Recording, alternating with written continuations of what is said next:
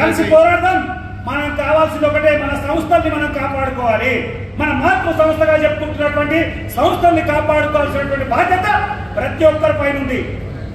అయితే ఈరోజు ఏదో వచ్చినాం మాట్లాడడం, వాళ్ళు ఏం నిర్ణయం తీసుకొని ఆ నిర్ణయంలో నిజంగా ప్రజాస్వామ్యబద్ధంగా చట్టబద్ధంగా ప్రజాస్వామ్యబద్ధంగా ఉందంటే తప్పకుండా అవకాశం ఇద్దాం, వాళ్ళని ఇచ్చేద్దాం. నేనేమన్నా మాట్లాడతానంటే, ఎందుకు మన దగ్గర మేధావులు లేరా, చదువుకున్న వాళ్ళు లేరా, యువత లేదా, విద్యార్థులు లేరా, అలాంటి వాళ్ళకి అవకాశం ఇవ్వచ్చు కదా. ఇవాళ టెక్నాలజీ ఇంత మారిపోయింది. ఒకవేళ నిజమైనటువంటి వ్యక్తి, కొంచెం చదువుకున్నటువంటి వ్యక్తి, కొంచెం టెక్నాలజీ ఉన్నటువంటి వ్యక్తి ఉంటే కనీసం ఆ మహాసభ అధ్యక్షుడు అయితే కనీసం మీకు మెసేజ్ అని వస్తారు. ఇంతమంది ఉన్నారు కదా, మహాసభ నుంచి ఎప్పుడైనా మీకు శుభాకాంక్షలు అని ఒక మెసేజ్ అని వచ్చిందా? పోనీ మీకు మహాసభ సభ్యుడని ఒక మెసేజ్ అని వచ్చిందా? మీకు జనరల్ బాడీ అని ఎప్పుడైనా మీకు తెలిసిన సమాచారం అని ఉందా?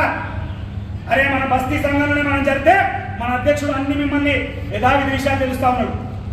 మనం అందరం చెప్పుకుంటాం 1,50,000, 2 లక్షలు అనేటువంటి చెప్పుకునే సంఖ్య అసలు నిజంగా చెప్పుకోవాలంటే ఇది కాదు. నిజంగా మహాసభలో ఇలా ఉండాలంటే 10 లక్షల పైన ఉండాలి.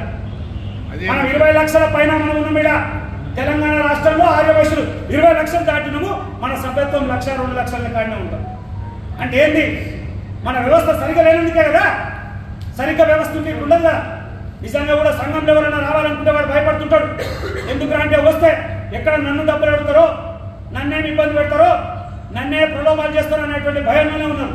సంఘం అంటే భరోసా, సంఘం అంటే భద్రత, సంఘం అంటే నాకు ఆదుకుంటారు అనేటువంటి భరోసా అయినప్పుడు ఎవరు మనకు దగ్గర అవుతారు?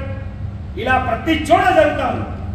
సరే, ఇన్ని సంవత్సరాలకైనా మీలో అందరికీ చరణం వచ్చినందుకు మనస్ఫూర్తిగా ఆర్యవైశ్య చైతన్య పోరాటం జరుగుతున్నా మనస్ఫూర్తిగా మీకు ధన్యవాదాలు తెలియజేస్తున్నా. కానీ దీన్ని ఆపోతూ అదే నిర్ణయం మనం తీసుకొని చట్టపరంగా ఉండేటువంటి నిర్ణయానికి మనం కట్టుబడి ఉండి ఖచ్చితంగా ఆయన ఎలక్షన్